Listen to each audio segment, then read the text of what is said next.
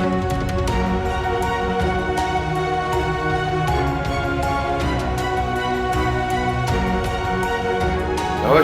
दोस्तों, unforgiving history channel में आपका एक बार पुनः स्वागत है। लगभग हम सभी ने इस मुल्क में मुगलों के इतिहास में यह पढ़ा कि अकबर महान था, पर कैसे? सिर्फ इसलिए कि हिंदुओं पर लागू जजिया कर की प्रथा को उसने समाप्त किया, या दीने इलाही धर्म चलाया, या फिर बिरबल और अपने अन्य नवरत्नों के साथ चुहलबाजी के किस्सों से जो इतिहास के हिस्से बने, या फिर कुछ और बातों से। एक भी बात मुझे कोई बताए कि वो महान क्यों था।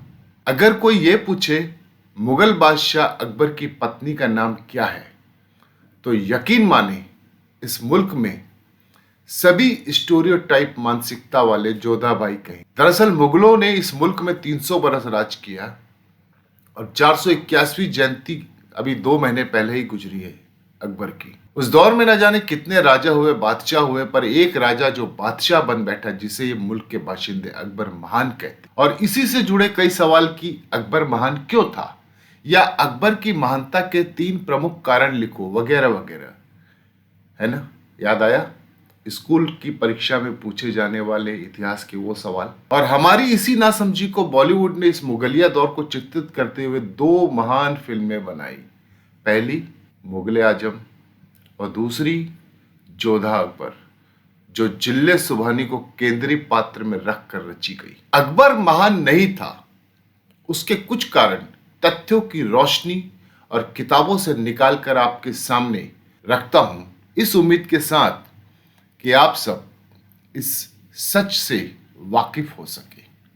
पहला, इस प्रकार का मूल्यांकन सत्य के हितार्थ तथा इतिहास के रिकॉर्डों को यथार्थ रूप से सीधे प्रस्तुत करने की दृष्टि से अनिवार्य है। दूसरा, तर्कशास्त्र की आवश्यकता हमें विवश करती है कि अकबर के शासन काल के संदर्भ में प्राप्त प्रमाणों से विवेकहीन तथा अतार्किक निष्कर्षों का रहस्य उद्घाटन हो। तीसरा और सबसे इंपॉर्टेंट, यदि अकबर को एक उदार, एक महान शासक के रूप में स्वीकार किया जाता है, तो राणा प्रताप, रानी दुर्गावती तथा देश के लिए त्याग करने वाले अन्य अनेक हिंदू राजाओं, राजकुमारों तथा राजकुमारियों को खलनायकों के रूप में श्रेणीबद्ध करना होगा। और यह मानना पड़ेगा कि उन्होंने उदार तथा महान अकबर का व्यर्थ ही विरोध किया तथा व्यर्थ ही अपनी स्वेच्छारिता दिखलाई। अगर अकबर महान थे तो राणा प्रताप फिर क्या हुए, रानी दुर्गावती क्या हुई? सोच के देखिए। अकबर की महानता को स्वीकार करने का तात्पर्य उस दुष्कर्षण को पुष्ट करना है कि एक विदेशी सम्राट भारतीय जनता को उनके स्वदेशी राजाओं की अपेक्षा अधिक प्यार कर सकता था। यह कैसा संभव हो सकता है? एक विदेशी बादशाह पहले तो यहाँ के संस्कारों को ग्रहण नहीं कर पाएगा, दूसरा यहाँ की जनता को यहाँ के शासकों की अपेक्षा अधिक प्यार दे ही नहीं पाएगा। पांचवा, अत्यंत महत्वपूर्ण तथ्य यह कि एक अशिक्षित बादशाह जिसमें सभी प्रकार की बुराइयां तथा कमजोरियां थी, कैसे प्रियदर्शी एवं अपरिमित गुणों की खान हो सकता है। छठवां, यह एक मूर्खतापूर्ण तर्क है कि अकबर के सभी पूर्वज तथा उसके परिवर्ती बादशाह क्रूर एवं बर्बर थे, किंतु अकेले वह साधु चरित या फरिश्ता था अथवा आदर्श मानव था। अब प्रश्न यह होता है कि यदि अकबर इतना अधिक उदार था, तो उसके पुत्र, पौत्र, पपौत्र सभी क्यों इतने नीच, लंपट एवं दुराचारी हुए?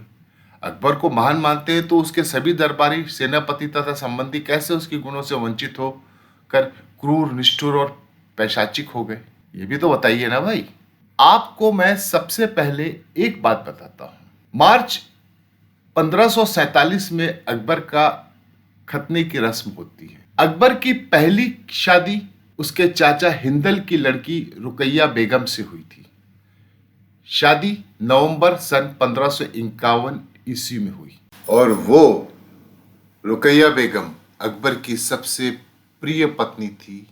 वो इसलिए वो ओहदे और रसूख में उनके बराबर थी, और वो शादी करके मुगल नहीं बनी थी, बल्कि जन्म से मुगल थी। यही वजह थी कि वो अकबर की सबसे प्यारी पत्नी थी। जनवरी में 1557 में अकबर की शादी अब्दुल्ला खां की बेटी से संपन्न हुई।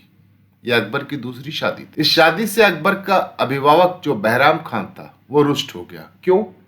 क्योंकि बहराम खान खुद उस अब्दुल्ला खां की बेटी से शादी करना चाहता था। अकबर और बैराम खां के बीच कलह का संभवतः यह आरंभ था और इस कलह की समाप्ति बैराम खां की हत्या गुजरात में होने के बाद हुई। लेकिन मई 1557 में अकबर के अभिभावक बैराम खान की सगाई अकबर के पिता की बहन की लड़की सलीमा बेगम से हो गई और यहाँ पे भी वही पेश था कि अकबर की विषय लोलुप दृष्टि सलीमा बेगम पर थी और उसके बाद बैराम खान और अकबर के बीच में यही एक दूसरे को रास्ते से हटाने की चालें चलती गई। 1561 में बैराम खान को लड़ाई में सिद्धपुर पट्टन नामक स्थान पर कत्ल किया जाता है और अकबर ने बैराम खान की हत्या इतनी गोपनीय स्थान पर कराई थी कि किसी को पता नहीं चला था। उसकी हत्या के तुरंत बाद सलीमा बेगम को उसके 3 वर्षीय पुत्र, जो कालांतर में अब्दुल रहीम खान खाना के नाम से विख्यात हुआ, उसे उसके दरबार में उपस्थित किया गया और बैराम खां की पत्नी को शाही हरम में प्रवेश कराया गया और आदेश दिया गया कि वह अकबर की पत्नी के रूप में वहां निवास करे। और जो चौथी शादी अकबर ने की थी, जिसके ऊपर पूरा का पूरा मुल्क एक ऐसे मिथ के पीछे पागल है जिसकी कोई पराकाष्ठा ही नहीं। राजा भारमल राजस्थान में आम्बेर के शासक थे। आम्बेर के शासक होने के समय में राजा भारमल की जो पुत्री थी, राजकुमारी हीरा, हरखा बाई भी था। हरखा बाई को अकबर ने अपहरण करवा लिया था और मजबूर किया था राजा भारमल को घुटने टेकने में, तब जाकर के राजकुमारी हरखा बाई से अकबर ने शादी की थी। चौथी पत्नी थी हरखा बाई और इन्हीं हरखा बाई के 30 अगस्त 1569 में सलीम की पैदाइश हुई, जिसे आगे चल के मुगल बादशाह जहांगीर के नाम से जाना गया। अब सवाल ये है, इतनी स्टमन कलरफुल लाइफ के बाद में आप अकबर को महान कहते हैं, तो मुझे नहीं लगता है कि इतना स्टमन कलरफुल इतिहास शायद ही किसी दूसरे मुल्क का होगा। बहरहाल वो मरसिया फिर कभी पढ़ेंगे।